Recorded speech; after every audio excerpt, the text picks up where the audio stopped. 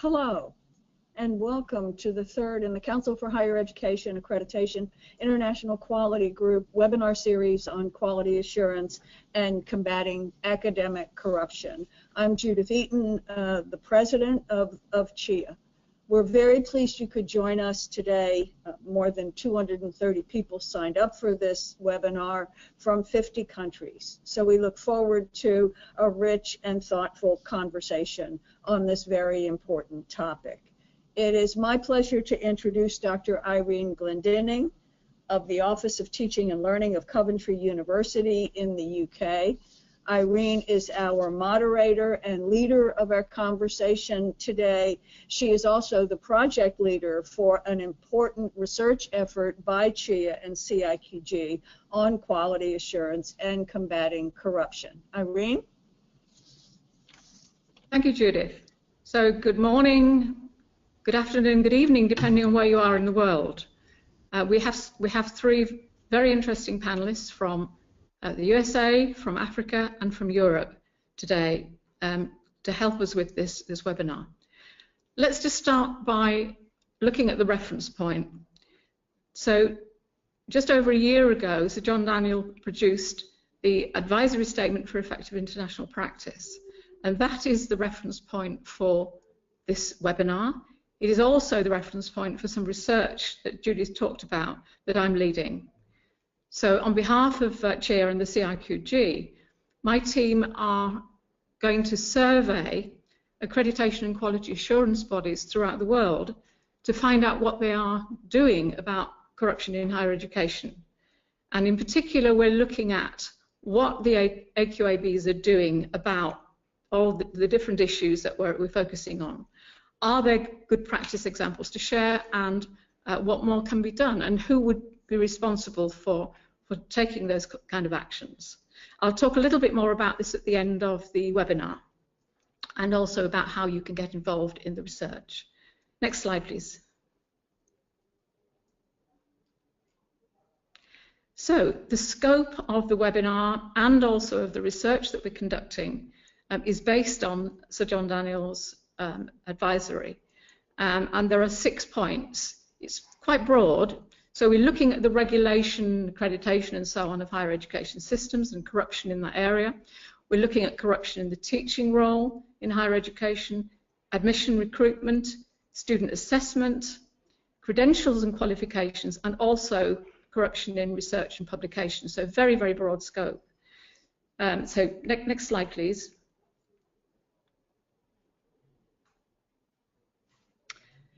So the way that we're going to conduct the webinar is I've asked each of the 3 panelists to introduce themselves and also to answer an initial question that I've set them, and I'll show you that question in a minute.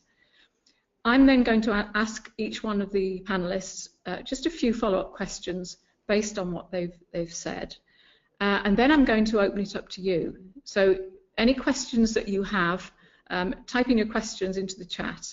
And then hopefully I'll be able to pick as many of those questions as possible when we come to the general part. So once we've dealt with a set of questions on the statements that the 3 panelists have made, we'll then open it up to questions on any of those 6 areas of corruption, or 6 areas of corruption in higher education.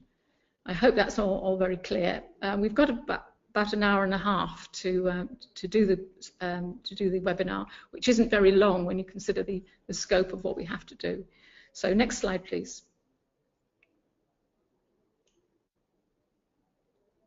Okay, so I'm going to start off by introducing Carol, then I'm going to introduce Peter, and then later Colin. So let's move on to Carol. Carol is the immediate past president and CEO of the Council of Accreditation of counselling and related educational programs. So over to Carol.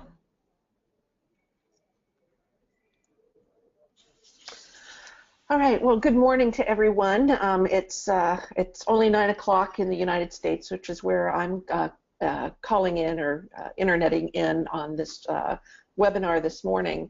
But I want to make a couple of statements about academic corruption, and then I'm going to focus on one area that I think has been an area of concern here in the United States and with some of the accreditation quality assurance bodies here. And that statement is just simply that the idea of academic corruption is really not a new concept. I think it's important that we're having a focused conversation on it because, number one, it's not new. Number two, it's not new, but it's still proliferating. And it's interesting that we have this renewed focus. I think some of the reasons we're having it is the globalization of higher education is one of those reasons. We have a lot of movement of professionals across borders, and so academic credentials are very, very important, and the legitimacy of academic credentials are important. I think the value of degrees in terms of your social and economic mobility is another reason we're having this, and as the value of those degrees has gone up, so has the need for people to find ways to maybe claim academic credentials they don't have in a different kind of way. And of course, then there's the cost of degrees today. So we see a lot of reasons why academic corruption may be having a renewed focus. But when I say it's not new, I want to just give you a little bit of a history lesson, at least here in the United States. The idea of combating fraudulent academic degrees and credentials of other kinds is really one of the things that created accreditation in the United States. And you can go back to the late 1800s, and basically it was that there were quacks. And when you look at the definition of what a quack is in the dictionary, you'll see it's the use of public and fraudulent claim to skills and knowledge in areas for which you've had no training. Medicine was one of the first, you know, and you heard about doctors that really didn't have training, and it's a danger to the public. And so combating this was one of the reasons that that accreditation got started in areas such as medicine, engineering, physical therapy, architecture, things that were about the public health, safety, and welfare of your societies. But there's still a lot of challenges, and I want to just outline some of the challenges that we're still seeing today, because we have a proliferation of degree mills now, so people that are claiming to offer degrees that teach these kinds of things. But we also have accreditation mills, so there are organizations out there that want to say that an institution can claim a false credential to high quality. We have individuals that are willing to purchase fake diplomas, and if you've ever gone online and seen what some of these fake diplomas look like, they really they look legitimate, and they use them to verify claims on resumes for degree attainment that they haven't had. One of the other challenges is degree attainment that comes from completing research, for example, for a PhD, where you made up or you fudged your data. And that just recently happened. I saw an article last week where a professor at a Western institution was stripped of her PhD for falsifying her data. She was kept on, by the way, at the institution where she was working, but nevertheless she was stripped of the PhD by the institution that granted it. And then we also have faculty that are now serving at multiple institutions and claiming to be full-time, and how does that affect the quality of the institutions? Finally, another challenge, I think, of looking at the fraudulent use of academic credentials is with institutions themselves. And even legitimate institutions have been caught, quote, fudging the data in order to increase their rankings in such publications as U.S. News and World Report. So next slide, please.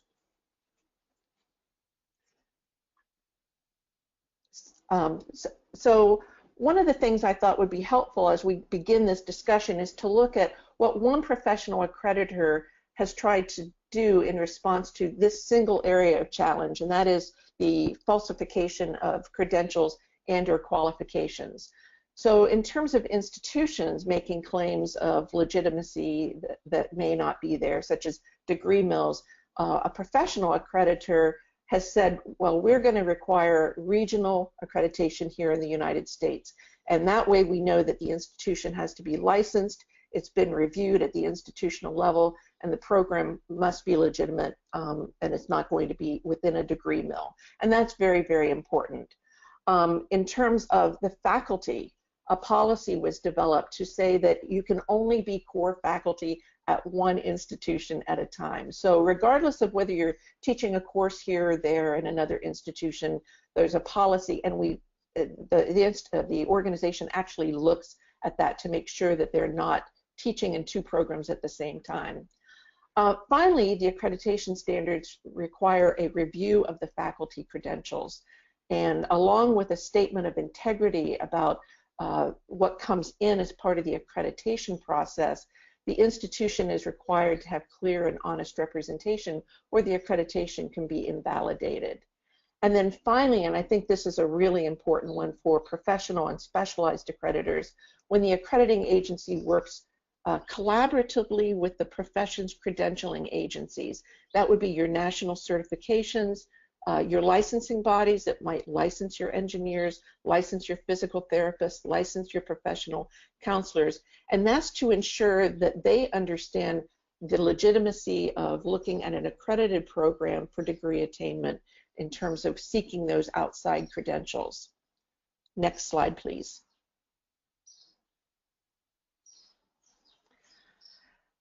So that's just a basic overview and some of the challenges that are faced and how one accreditor is responding. But I think one of the things that we need to talk about is how do we get this discussion in general. I did a brief survey, and it's not a legitimate survey, but it was just to sort of get some information back from accreditors on what they were talking about in terms of academic corruption within their boards of directors or organizations.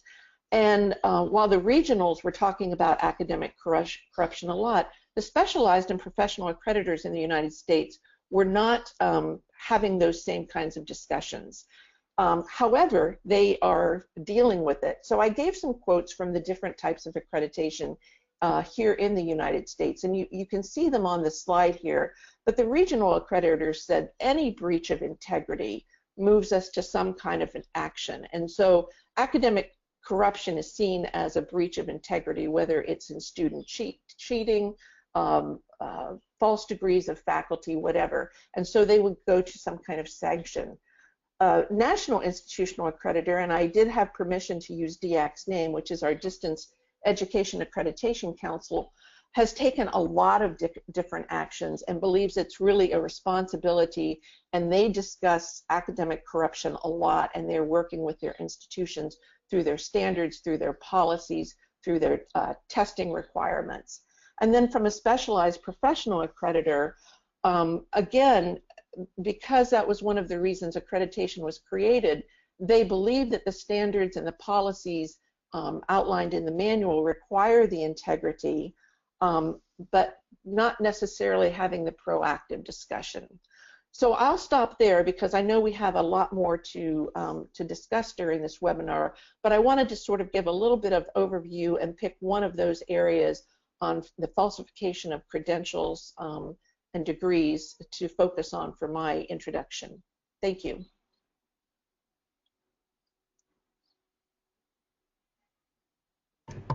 Thank you, Carol. That's very, very interesting. Can I just ask you just a couple of little questions? First of all, can you explain to me what accreditation mills are and how they operate? That really sounds quite a serious type of corruption to me. Well, it actually is a very serious type of corruption, and that's one of the things that I think within the last 5 years we've probably seen that is out there. And the idea of accreditation, of course, is that you put on an institution or a professional training program that good housekeeping seal of approval, that it has met the standards set by the either the national standards for the profession or for institutional accreditation. And what we've seen as accreditation and quality assurance of higher education has taken hold around the globe, we've seen just as we've seen institutions rise up that really are not legitimate institutions that you can buy a degree from, we've seen accreditation mills pop up where you can buy that good housekeeping seal of approval without necessarily going through a self-study or an external review process. I'll give you an example of one, and that happened a few years ago. It was in South America, and luckily, because I have been involved in some international quality assurance organizations for a number of years, one of my colleagues in South America notified me that they had gotten a letter saying that there was this organization that was willing to review institutions and that they were partnering with my organization. And the letter saying that they would consult and provide this review service actually used the logo from my organization at the time, CACREP, as well as the INQUAHE logo was on there, and several other accreditors. I think there was one from Europe. And they said that, you know, they had worked with us and that they were respected by us and they were offering these services. And so that's an example of something that has not gone through any kind of national system of recognition for an accreditation and was an accreditation mill.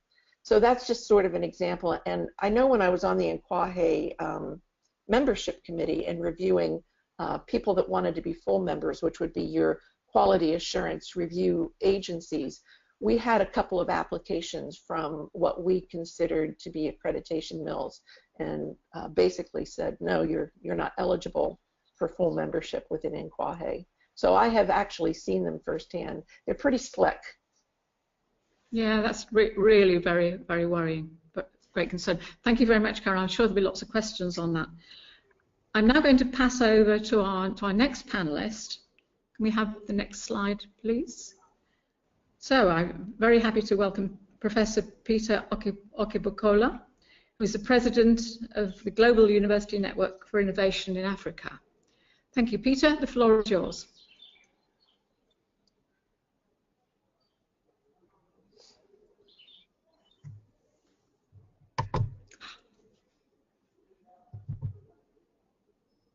Yes, I'm happy to share my thoughts on this topic, giving you views from Africa. The next slide, please.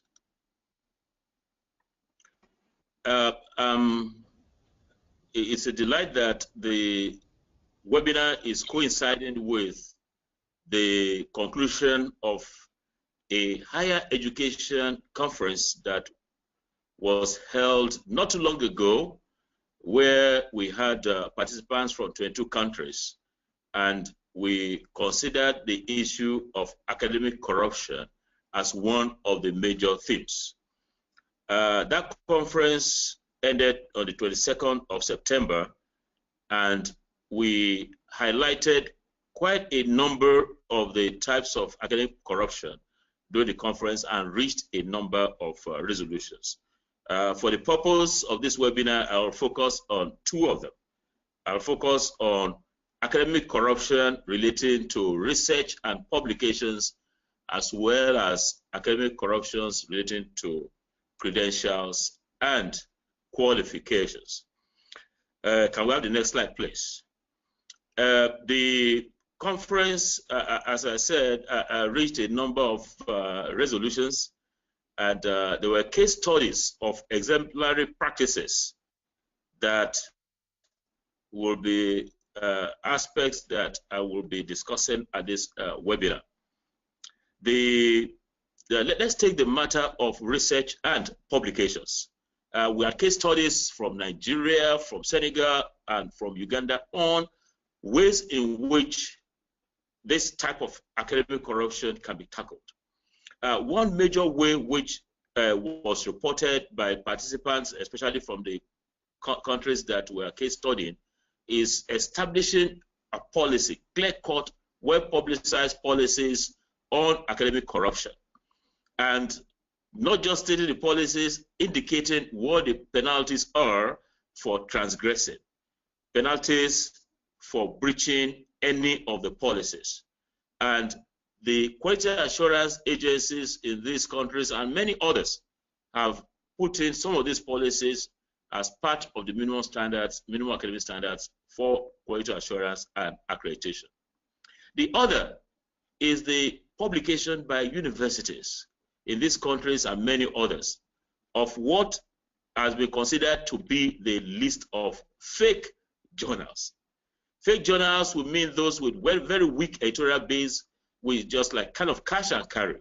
You bring your paper, you pay some money, and you get published. this is corruption in research and publication. And so a list of such fake journals is published and continually reviewed, updated by the universities. So it's a deterrent for those people who want promotion or want to be recognized and published in such fake journals. So there's wide dissemination of the policies and wide dissemination of the fake journals. The other, as I said, beyond the matter of enacting policies, publishing lists, is deterrence. Now, a number of staff, academic staff, which you call faculty in the US, we call them academic staff or teachers in the British system that we are, have been disengaged, have been sacked from their universities on account of corruption in research and publications. So when you cook your data and you plagiarize, you are on track to being disciplined. Usually, the penalty is sacked from the universities, and not just sacked, and the information kept within the university. There's wide publicity. In Nigeria, for instance, people, academic staff who have engaged in plagiarism, in cooking data on all manners of research and publication, corruption. We have them published, the names published in the media. Next slide, please. Now, the corruption deterrence, as I said, is a major plank in ensuring deterrence. So let's move on to the second of the two areas that I have indicated, and that's tackling corruption in credentials and qualifications. I'm going to bring you now case studies from Burundi, from Ghana, and Nigeria. Efforts that are being made in these countries to tackle academic corruption in credentialing. Now, one of them is closure of the countries that are into issuing out credentials that are fake and qualifications that are of doubtful quality. Within country, closed down. The other is if you, perchance, get a qualification from a credential or a qualification that you obtained through corrupt means, the institution that's engaging you or institution that is taking you on for graduate studies or other tracks will not recognize the credential. One continental move that is helping, that has a high chance of helping to tackle corruption in credentialing is the Addis Ababa Convention. Now, this is the new form of the Arusha Convention. So it used to be Arusha Convention, now it's the new Addis Convention, which is about mutual recognition of degrees, diplomas, and certificates, and mobility of staff and students across our region. That's Africa. The Addis Convention implicitly addresses fake credentials. I mean, if you come with a fake credential to Nigeria, you're a mobile student, you're a mobile staff, and will not be able to take you on this. So these are some case studies of exemplary practices of good practices in tackling academic corruption in these two areas in Africa. One on research and publications, the other on credentials and qualifications. I think that's it from my end. I think we'll move on. We'll come back to you later on with some more questions. Thank you very much indeed. Thank you. So can we have the next slide? I'm really very pleased to welcome from Europe, Colin Took, who is the Director of the European Quality Assurance Register for Higher Education. Over to you, Colin. Hi, good afternoon, good morning, good evening to everyone, depending on where you are. So I have a few words without slides on the topic. I have to say I was a bit in difficulty when I was asked the question to pick out one specific type of. I think if you look at the European higher education area, it is a very, very diverse region, and thus also the scope and the types of corruption are probably very diverse in higher education systems in these 48 countries that make up the region in which we are working. And I think that is also mirrored in the quality assurance arrangement. So if you look at different countries in Europe, especially the role that external quality assurance and external quality assurance agencies play, can be extremely different. We have some countries where external quality assurance is mainly enhancement oriented and really very much focusing on the institution's own responsibility for quality. And then we have maybe other extremes where countries are having very detailed program accreditation regimes that were sometimes initially established to really clean up a mushrooming sector of a lot of loads of very small private providers, some of them of questionable quality. And that's something that we have seen in, especially in some states with a, let's say, weak governing, with a weak political structure, where sort of a regulation vacuum existed in some countries, maybe after times of war or political, big political changes, and that allowed then sometimes this kind of mushrooming that agencies were addressing. But in general, I think since our bottom line in a way is that of course, the main responsibility for quality of higher education, and thus I think also the main responsibility for addressing corruption, of course, always lies with the higher education institutions. So especially I think if you look at corruption in the classroom, so to say, I mean, we have to bear in mind that this is mainly internal quality assurance mechanisms that can take care of that, whereas external quality and agencies can always check what is being done and support that things are being done, but they cannot act directly on those. But then, of course, I think the things I would pick out is, of course, other types of corruption, mainly also those that were mentioned by Carol, degree mills, fraud in fulfilling quality standards and that kind of things. These are, of course, issues where quality assurance agencies and quality assurance bodies can act upon directly and where they are more directly involved with what is happening. One example that I had in my mind when preparing for this webinar is an interesting case of institutions trying to defraud their quality assurance body in demonstrating fulfillment of standards. I think it's very similar to the example that Carol has mentioned, although maybe a little bit complicated by the fact that it sometimes involves a cross-border component. So there are some agencies that face the situation that in order to demonstrate fulfillment of minimum standards for a number of academic staff teaching or researching in a study program, they are sometimes presented fake credentials, fake CVs. They're presented a person as a full-time professor who is also a full-time professor in two other institutions, or they're sometimes presented a person as a full-time professor who doesn't even know that he's a full-time professor there and is sitting in a neighboring country and not aware of their CV being presented.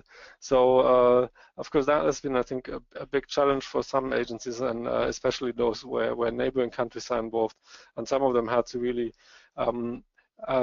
set up mechanisms to get in contact with institutions in foreign countries to double check whether these people are not also employed somewhere else, or they're sometimes even cooperating with social security authorities in their country and other countries to sort of verify whether a person that is presented as full-time staff is not also full-time staff somewhere else and does actually know about the fact.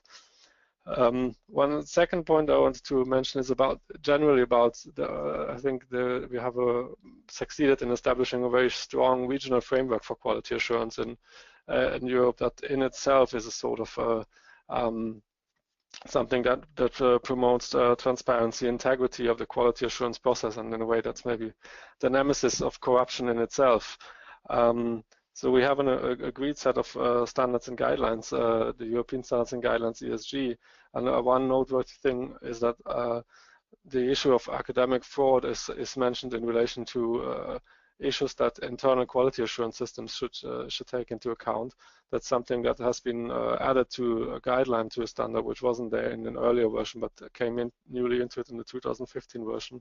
And also the latest edition of the standards highlight the need for quality assurance agencies to ensure integrity in their work and to ensure integrity of their own processes, which is also something that has newly come in. And then our role as a European register of quality assurance agencies is to be sort of a white list of reputable, trustworthy quality assurance bodies, those that have demonstrated through a very serious process that they do substantially comply with these agreed standards. So in that way, the idea of setting up a European Register of Quality Assurance Agency in itself was also an effort to prevent us from being able to get in ground to gain credibility in Europe by having that wide list of reputable agencies. And there have been interesting cases of classical accreditation mills, as Carol has mentioned, but there have also been cases of one reputable agency's web presence being entirely plagiarized and faked by another disreputable establishment. So the idea, of course, is to have a register which allows you to find out who are really the serious providers and to find the way to their right web presence even. One thing that, of course, we don't have at the moment is a wide list of institutions Europe-wide. One thing that we are working on now in ECHO is to establish, in addition to the Register of Quality Assurance Agencies, to also work on a common database of higher education institutions and programs that have been quality assured in line with the ESG by any of those agencies. So that would allow you to find more easily which institution has gone through a sound quality assurance process, at least. That's as much I would want to say for the introduction. Thank you. Thank you very much, Colin. That was very interesting. I'm particularly interested in this white list of quality assurance bodies. That sort of ties up with what Carol was talking about earlier with these accreditation mills. I just wanted to ask you a quick question. I mean, as you say, 48 countries that's under your jurisdiction in Europe. So, what powers do you have? What measures and actions can you take to encourage quality assurance bodies to take corruption and misconduct seriously? Well, I think first and foremost that the biggest step that we still have to take for a lot of countries is to make sure that there is a well-functioning quality assurance system in the first place. Because I think if there is a really well-functioning system that ensures transparency, that it will make it much more likely that instances of academic corruption will be uncovered. But even though, as you said, we have 48 countries in Europe, I mean, you said jurisdiction. It's not that we have any such means to, since we are based on voluntary cooperation, of course, between those countries. But only 23 out of the 48 countries have really established a full-fledged quality assurance system in line with the European standards and guidelines. So there are still 25 countries where there is no quality assurance system at all, or where there is no quality assurance system that really takes on board all the agreed guidelines in terms of transparency, stakeholder involvement, etc. And so there is still some way to go. And I think, of course, there are also some countries among the 25 that don't have a fully functioning quality assurance system yet, that have a huge prevalence of corruption. Okay, thank you very much, Colin. That's really very interesting. Yeah, I use the word jurisdiction very loosely. Yes, that's interesting that only 23 of the 48 countries have what you call a fully fledged quality assurance system that you would recognise as such. So we are now handing the questions over to the audience, and so we have one question. And I'll put the question to all three of you. I don't know who wants to answer it first. So the question is, what work has been done in the area of economic, financial corruption in higher education? It isn't part of the list of questions that we looked at, but it's an interesting question. So who would like to take that question and have a go at answering it? Economic and financial corruption in higher education. Peter, have you anything to say about that? Can you hear me at all? Yeah. Yes, we can hear you now. Oh, we can, yeah. Yeah, Irene, can you hear me? Yes, I can hear you. Very good. Now, we do. I'll give you the Nigerian case study. Aside from academic corruption, there is a huge effort towards tackling financial corruption. Financial corruption in the higher education system will mean going through the contract award process, not through due process, and which will lead to leakages in the monies that come into the universities. Now, what has been done in Nigeria is to set up the Anti-Corruption Academy. What the Anti-Corruption Academy does is to build capacity of the managers of the universities in all the protocols, all the policies, all the laws that guide financial transactions in the higher education system. So when the Vice Chancellor, who is the President, and members of council and all of those are trained, and if they then fall foul of the laws of the land regarding the finances of the university, then two organizations. One is called the Economic and Financial Crimes Commission, EFCC, and then the Independent Corrupt Practices and Allied Offenses Commission, ICPC. There are two organizations in Nigeria that probe and sanction any financial corruption in the system. So we have both preventive and curative. Right, thank you, Peter. Thank you very much. Any comments from Carol or Colin on that? Have you come across economic or financial corruption in your area? Well, I'll take a stab at it, and it certainly is not an area of expertise for me, but I do know that when our institutional accreditors are looking at an institution, all of the site visits, of course, have someone who is responsible for taking a look at the financial health of the institution. And so that's one important part of it. And of course, they look at what the trustees and their role at managing this is.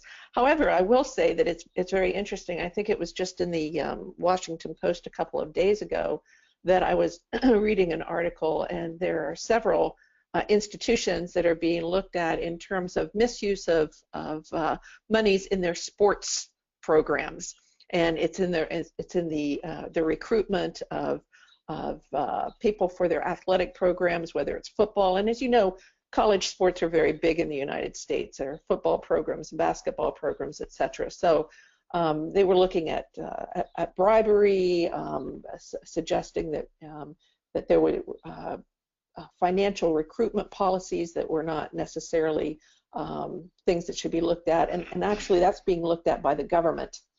So outside of the external quality assurance agencies, the federal government here is actually doing an investigation. But I can't speak more thoroughly to that question. Okay, anything to add, Colin? No, I think what Carol said is right, that I think all quality assurance processes would look at the general financial health of an institution.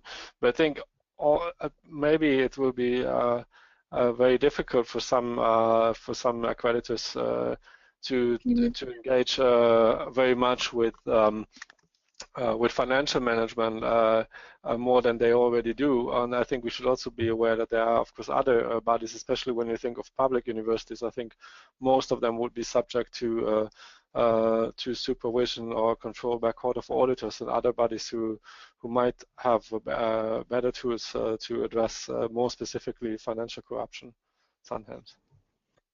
Okay, thank you for that, Colin. I have an interesting question here now that I would like to know the answer to myself from the audience. Should academic integrity policy be made mandatory as part of quality assurance, and should those involved in academic corruption, fraud, not be publicly named and shamed to curb the malpractice? Okay, who would like to take that one? Right. If I may say, I think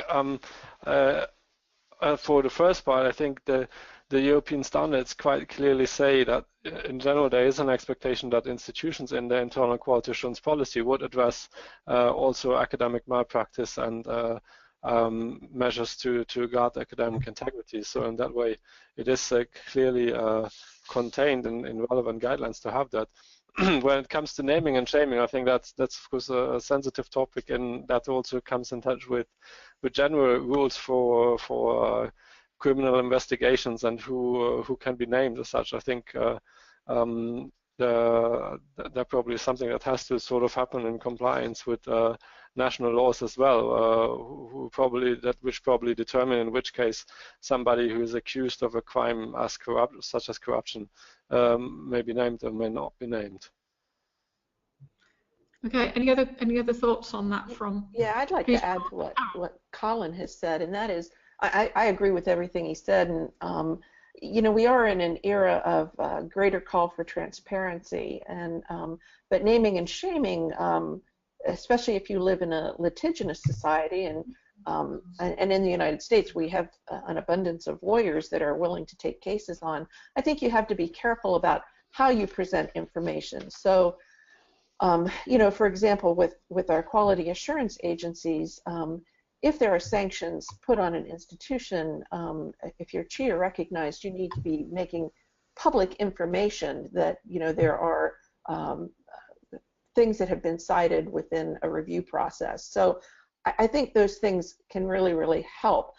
But honestly, I know that in some of the work that I've done, it's been very helpful to me when I've seen lists, and you know that we have a state here in the United States that has a list of degree mills, and it's very useful to be able to go to a list and to be able to see someone that has said, you know, we've looked at this and we believe this is a corrupt institution or not a valid institution. And so there is something to be said for being named and being able to go to that list.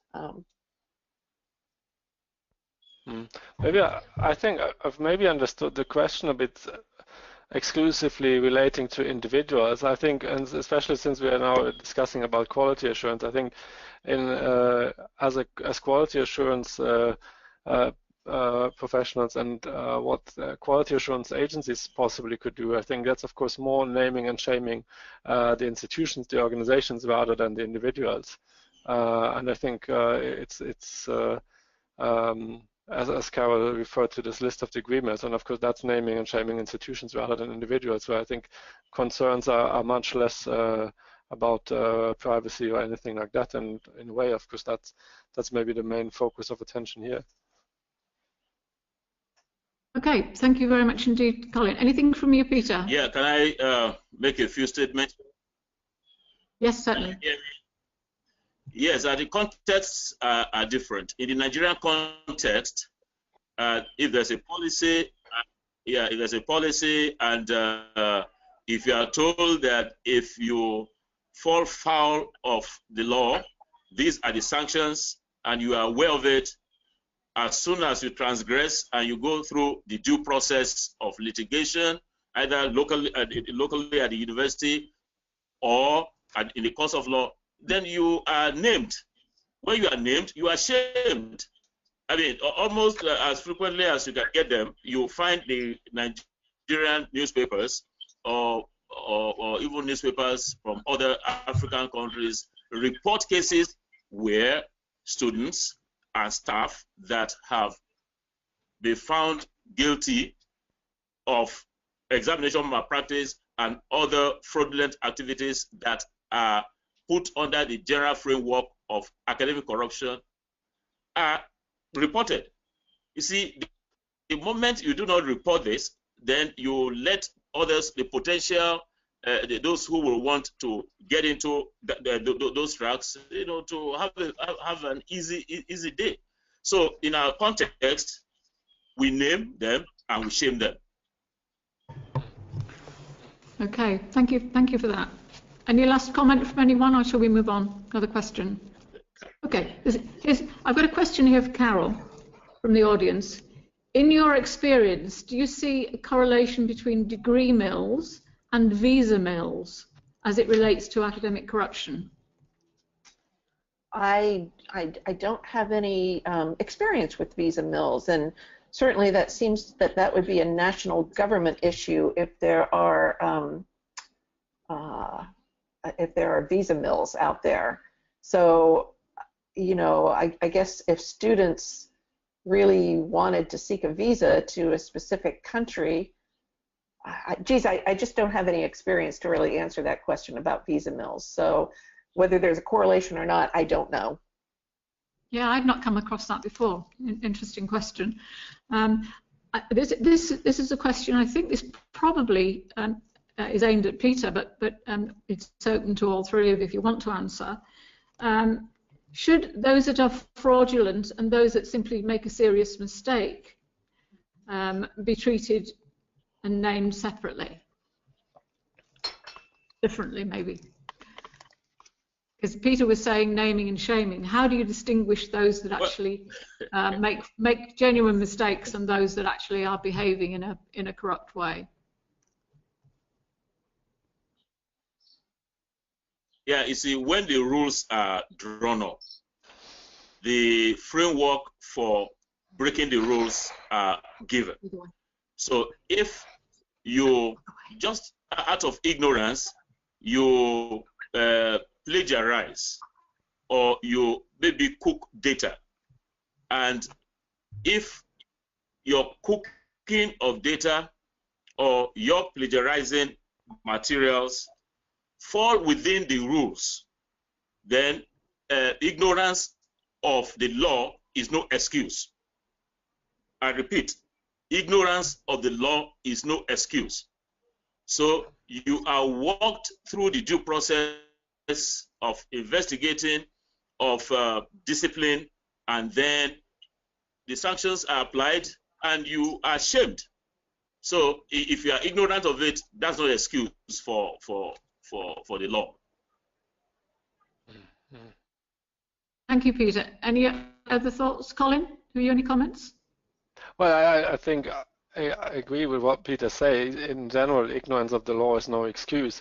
But I think, of course, it is important that, in a way, if someone is a fraudster and we want to name and shame somebody, that we name and shame a fraudster as a fraudster, and somebody who makes a mistake is somebody who makes a mistake. And I think if one is very transparent about an investigation or whatever has been found, I think transparency can be the key, because if we are very transparent about what someone has done, then I think it will give a full picture if it was a fraudster or a serious mistake. Of course, I think we shouldn't put people who made a mistake on the same level, or maybe by negligence, on the same level with someone who commits fraud with a full intention.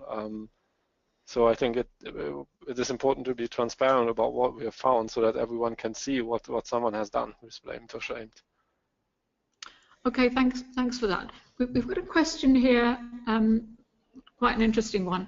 The two of you raised the issue of it was Carol and Colin both raised the issue about staff working at different institutions and claiming to be full-time, or people kind of used to make up numbers and things like that.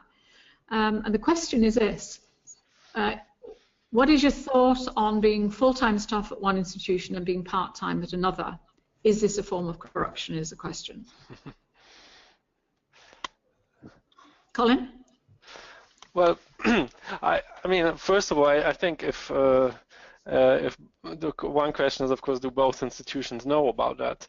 And I think if of course, if both institutions are fully aware of that, then it might not be corruption. On the other hand, I would still find it highly questionable if an institution agrees to that someone is working full-time and still works somewhere else full-time. Obviously, there would be nothing wrong if someone works part-time in 2 institutions or 3 institutions. But if somebody works full-time somewhere and then has another full-time job or part-time job in another institution, that does certainly raise some questions. So I think the minimum would be that all institutions should be fully aware of that. I mean, I would be surprised if I have full-time staff and they have another job and I wouldn't know about that.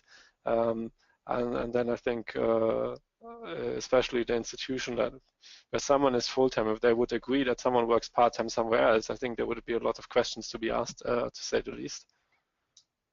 Well, one of the things one of the things I came across quite a bit through my research is where academics particularly have several jobs, and they do that because the pay is so bad, and they do it just to make a decent living.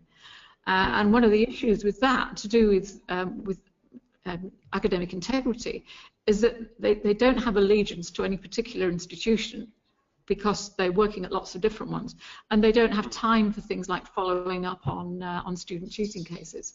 So I've come across that in that context.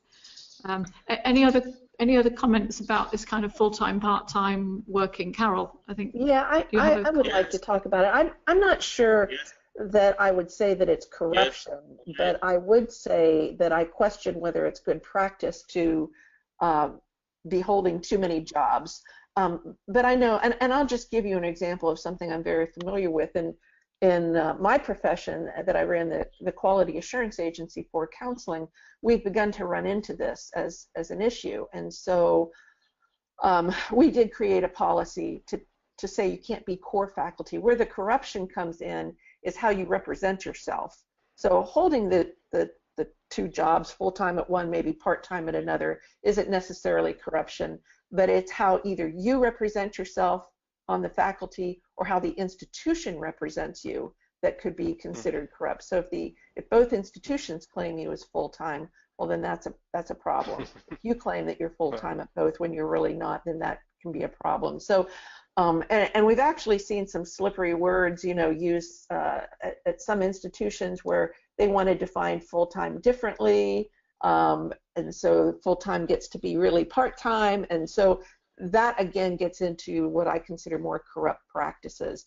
But I think that in the professions, you've seen people, academics in particular, hold more than one job, not necessarily at institutions, but often hold more than one job because they may be a full-time academic, but they may have a part-time practice, whether that practice is in counseling, whether that practice is in physical therapy. And the professions actually see that as that can be a good thing because it keeps your hand in the actual practice areas that you're teaching. So again, the corruption comes in with how the representation is done, whether it's in an accreditation review or whether how it's put out there to students.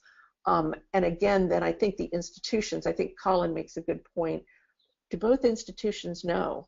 And where's the academic integrity in the knowledge? And again, you begin to get into who's helping you to create this knowledge that you're imparting to students. So there's whole lots of layers. It's like peeling an onion. Yeah, very, very interesting. Peter, did you want to add something to that? I think you might talk. Yes. If you can hear me, I wanted to say that for me, there are two conditions which should apply that will not make it academic corruption. Condition number one is what Colin said. The two institutions where you are full-time and where you are part-time should know of this engagement. The second is that, which in my view is more important, is that you must meet all your obligations for students, for the department, for the faculty, for the university, where you are a full-time staff. You must meet all your obligations. It becomes corruption if you now, on account of the part-time work that you are doing, now not able to meet all your obligations to the institution where you have full-time appointment.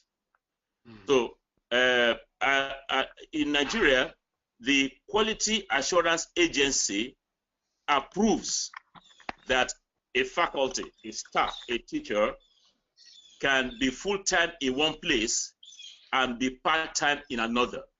So by our regulation, it is not academic corruption. As I said, it becomes corruption when you are not able to meet all your obligations to where you are appointed full-time. Okay, thanks for that. That's very useful. Colin, did you want to add to that? I just wanted to have one reflection on it. I think it's also a good example that it's maybe a point where quality assurance bodies can be cautious or reflect on how they formulate their standards, for instance. Because especially if you formulate your standards in such a way that you say, okay, for every study program there have to be 10 full-time staff, of course, that might be more inviting to corruption of that kind of sort than if you focus the standards more on whether the staff that is running the program are effectively able to fulfill their duties, as Peter put it. So that wouldn't necessarily help you to declare somebody on paper as a full-time staff if a quality assurance process doesn't look so much on how many people there are written on paper, but are these people actually there and doing what they're supposed to do? Excellent point. Thank you very much for that.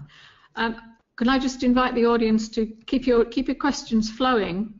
We'd really like to hear from you.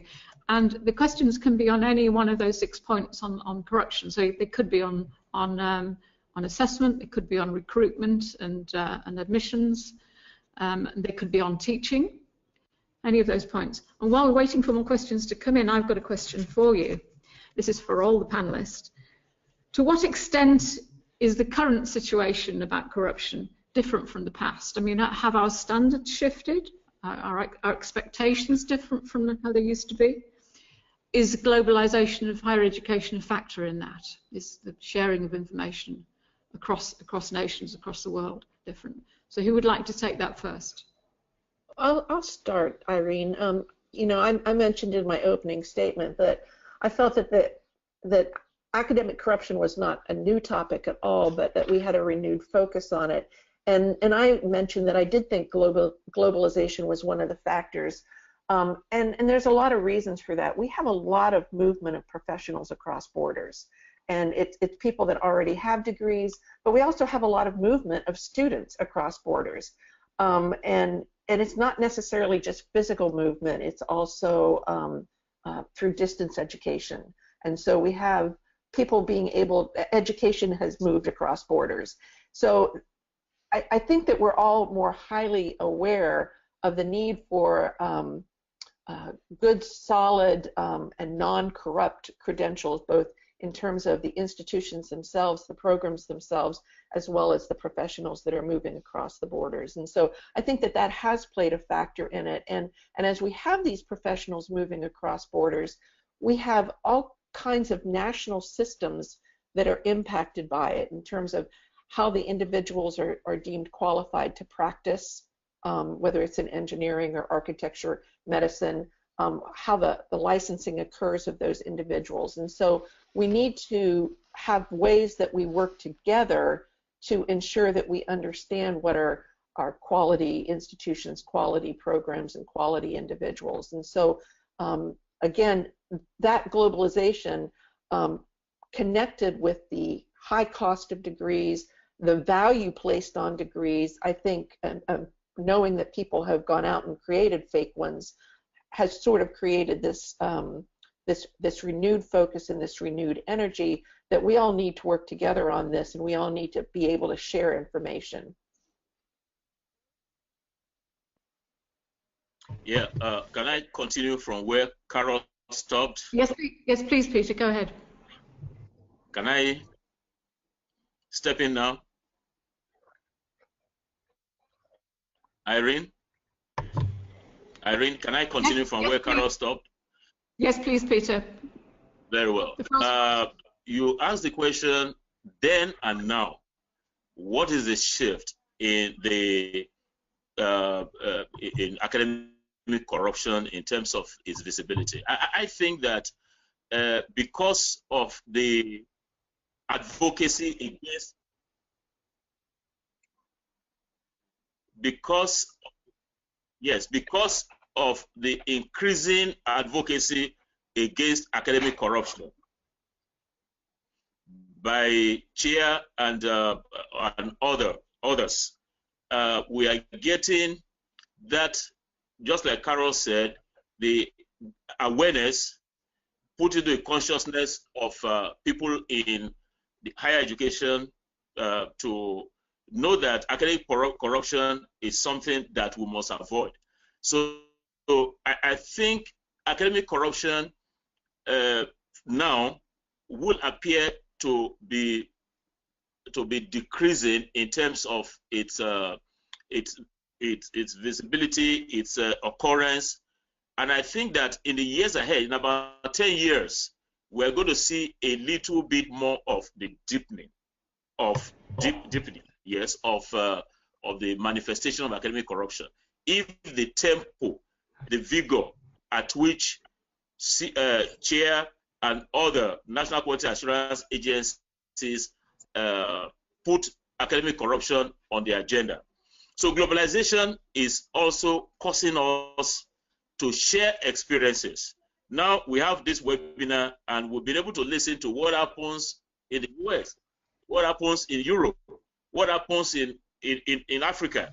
So globalization will help to share the good news, share case studies of exemplary practices, and as I said, over the next decades, we'll begin to see less and less of academic corruption if we step up the tempo of this advocacy. Thank you very much, Peter. I hope you're right about the reduction of corruption over time, but certainly I share your views that organisations like CHEER and CIQG are doing a great job in raising the issue. Any further, Colin, have you got anything you want to add on that question about globalisation? I've got some more questions coming in now, so I'll give you a chance to just answer that one first. Go ahead. I think Okay. I didn't have a good specific one on this. Okay, I have a question here from the audience. Colin and Peter, we think, raised a great point about how the policies of accreditation agencies, for example, the full-time requirements, could encourage corrupt practices. Have you got any more examples of that kind of thing? I don't have a specific example that comes to my mind right now, but I think in general, of course, all kind of very numeric and very requirements of that kind, like number of full-time staff, maybe number of chairs in the classroom or whatever you could imagine. All those, of course, invite certainly to a certain type of window dressing, and I think at some point the borders between window dressing and corruption are certainly blurred. So in some way, I could say, of course, all kind of criteria that really are looking at a qualitative judgment might be less prone to corruption than strict numerical criteria, where you could try to fabricate full-time staff, where you could try to fabricate classrooms or fabricate laboratories or whatever you could want to fabricate. On the other hand, I think I do hear from some agencies that they, of course, do appreciate that. And that relates a bit to some other question I saw about court cases. Of course, if you have a very strict measurable criteria and you turn somebody down by not meeting this criteria, you're very relatively safe in front of courts or everywhere. Of course, if you, as soon as quality assurance judgments and decisions get very qualitative, of course, you are getting more into gray areas in general, and you're, of course, more exposed to degree mills trying to appeal and question your decisions than when you can demonstrate that someone has been turned down based on very strict and straightforward criteria. So I think it's a difficult balance to strike for quality assurance bodies. Okay, thanks very much indeed, Colin. Yes, Peter, you want to add to that? Yes, I do not have any other example other than that of Nigeria.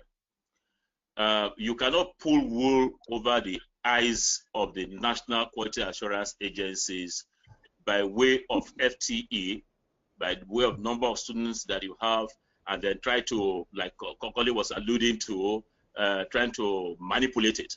Here in Nigeria, you cannot manipulate it because of the checks and balances that you have in place.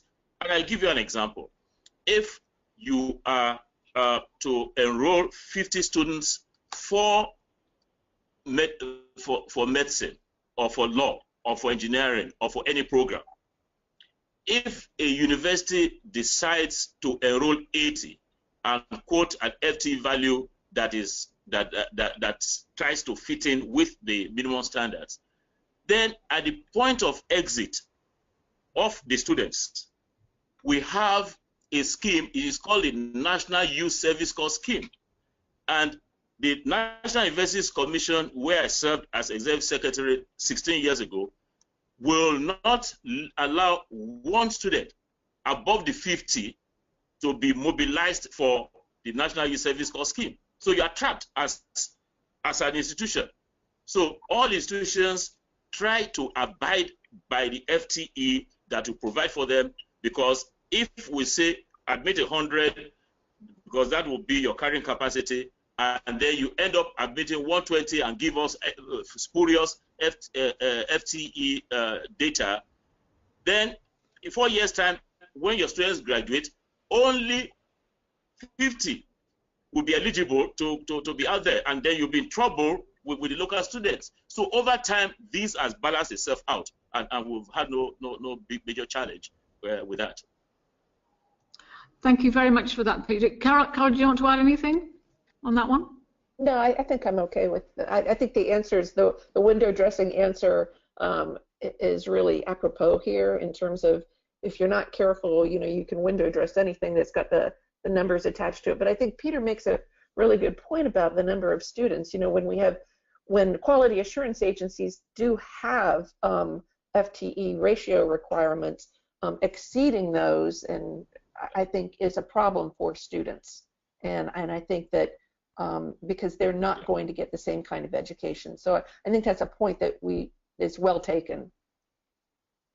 Thank you very much for that. I've got a comment here. I want you to read this one out because it made me smile. This is from Sir John Daniel. He said, the only time I was able to sack a faculty member without any hassle was when I discovered he held full-time faculty posts in both Paris and Montreal. He did not contest the decision. Yes, that made me smile. I thought that was very funny. I've got another question here. Yes. Is there a written policy and procedure document about combating corruption in research and publication? If yes, please reference. Does anyone know of any? I think there are some documents, aren't there? Is anyone aware of any? Yes, we have. Yes, I'm aware. We have, but these are institutional policies. If you come to my university, Lagos State University, we have that as a policy. It's a research and publications policy. And almost all the 153 universities that we have in Nigeria today have the research and publications policy. And in that policy, all of these issues about academic corruption, by the way, we gleaned that, good enough, John Daniel just came on, we gleaned that from this John Daniel's report under the platform of Chair CIQG. So many universities are taking extracts from there to develop their research and publications policy, which you have provisions for corruption. So I don't have any I can give out to anybody, but they are policies that are approved by all the universities in Nigeria. Yeah, I think COPE, the organisation, I forgot what the initial stand for now, but I think they have guidelines as well. So I think there are guidelines out there. It's possible we might be able to circulate some links for our audience members. And another resource is within the professions themselves, because most of your professions have ethical standards of practice as well as standards of conduct, and within those ethical standards and standards of conduct, you will often see a section within different professions on both teaching and learning and research. And so the professions have their own research codes in terms of ethical practice in research and publication. So, you might look within different professions within different nations and see what those ethical standards and how they address research and publication, because a lot of them include statements about that. Thank you. Very good point. I'm just going to ask one more question for all of you, and then we'll move on to the final slide and finish off. So the question is this. How do you view validation of entire degrees from another country, particularly when no new studies are completed? Any thoughts on validation of entire degrees? Can you repeat that, Irene? Can you repeat that? Yes, I will.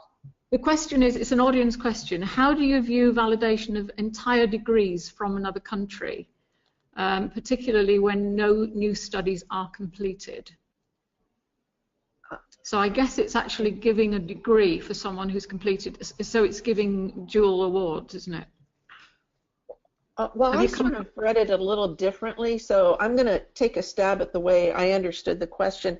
Okay. You know, this is again something that has occurred for a number of years, especially I think in different professions. So that let's just say that someone moves from Great Britain and they move to the United States and they want to practice within their profession, and the United States says, well, in order to be licensed, you have to have a degree that we recognize. And so there are organizations that will do comparability studies of the degree in order to determine whether that degree makes you eligible to seek the license to do the practice. And I think it's one of those things that it's something that is sort of beyond the degree itself. It rests with the licensing bodies themselves, and whether or not they look at the degree as equivalent, and whether or not they are willing to say, we'll accept your degree, you're now eligible to sit for the licensing exam, get the supervision required here, and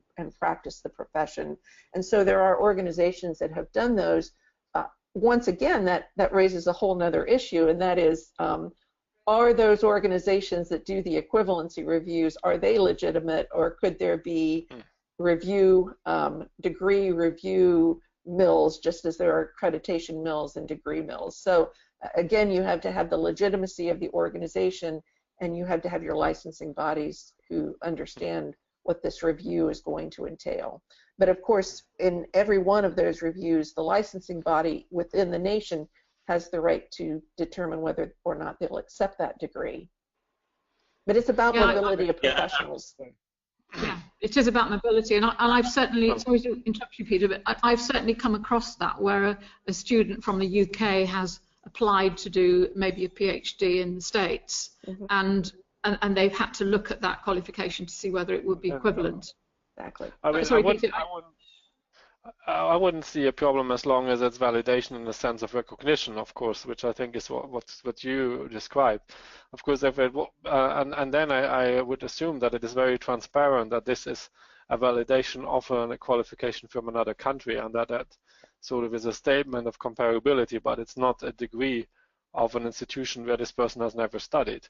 Of course, if you're talking about a university or other higher education institution awarding a degree to someone just on the basis of them having a degree somewhere else and not making it transparent that this is not really a degree of that university, I think that could definitely be a questionable practice if you would just give it out a degree based on somebody having a degree somewhere else, and no one could actually see that that person hasn't studied at that university. And I think that would be a completely different matter. And for me, an example of malpractice, I don't know what the question poser was referring to. So. Yeah, I agree with you. That was my interpretation of the question initially, that was what it meant. But anyway, we've got an answer on two different interpretations, so that was useful. Anything you want to add, Peter? Yeah, just to say that I read the question the way Carol read it, that you have a degree from Ghana, for instance, and you want to come to Nigeria either to work or for your graduate studies, and the employer or the university that you are applying to do your graduate studies will want to validate that certificate that you have. So what normally happens is the National Universities Commission is usually the first port of call. That certificate is sent to the National Universities Commission. Can you help us check the authenticity of this certificate and the courses, whether they're equivalent to the ones that we are running in Nigeria? So what the National Universities Commission will do will be to, there is a section, a unit in the National Universities Commission that takes a look at the courses that the person has done in Ghana and the courses that we're offering here in Nigeria, and for equivalence. And that is the validation process that will take this through. There is also a department in the Federal Ministry of Education that works with the National Universities Commission in ensuring that this happens. But on the long term, we have this Addis Convention that I made allusion to. The Addis Convention is for mobility of students and staff across the region, that's Africa, and also for recognition, mutual recognition of degrees, diplomas, and certificates. And so the Addis Convention is now setting up protocols, mechanisms for that kind of validation across countries in the region. Okay, thank you very much indeed for all the questions and also the answers. I'm going to now ask Joel to take us to the next slide, please. Change of scenery. Okay, well, I'm going to start the summary by saying thank you very much for Chair and CIQG for organising the webinar. And I hope you've enjoyed it, and I hope your questions were answered, and I think we've all learned quite a lot by listening to each other, haven't we? I certainly have. What I want to finish off is just by telling you a little bit about the survey that we're just about to start. It's an online questionnaire. It's for accreditation and quality assurance bodies, so that's what we're aiming for. We're hoping to get responses from as many accreditation agencies and quality assurance bodies across the world to answer questions. It's quite a long survey, but hopefully you'll be able to skip some of the parts that are not relevant to you, because clearly we need to cover quite a wide scope. We were hoping the survey would be open now, but we're a little bit behind where we were hoping to be. So certainly within the next 2 weeks, we're hoping to circulate the link. So when you get the link, please can you pass to someone within your organisation who can answer the questions rather, answer the survey, and hopefully we'll get some very useful information. And what we're going to do, hopefully, is do some follow-up interviews where we get some really interesting evidence, particularly to explore good practice. But we're looking for good practice, we're also looking for where things are not being covered as well. And if I can just have a little advert for the International Day of Action Against Contract Cheating. It's next Wednesday on the 18th of October. If there is anyone there who is from, particularly from universities, from higher education institutions, if you haven't signed up for that, it's quite fun. It's a way of actually raising a very important issue about these companies who are completing work for students and doing all sorts of other things as well. It's a really big problem that universities are facing across the world. So we've got well over 50 institutions from almost every continent signed up so far, and a lot more that I know are going to be active. So please help to support that if you can. So finally, thank you very much to the 4 panelists. Really interesting, very, very stimulating conversations.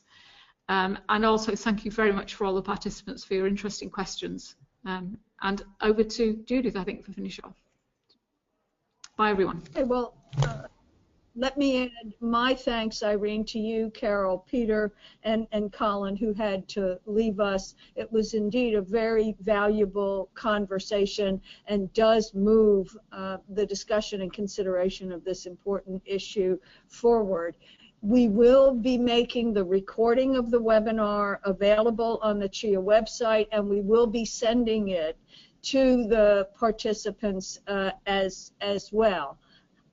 Finally, I want to echo Irene's comment about the survey we are about to launch to our colleagues in accreditation and quality assurance. This is the first baseline survey worldwide of what quality assurance and accrediting bodies are doing with corruption, and it is vitally important to all of us.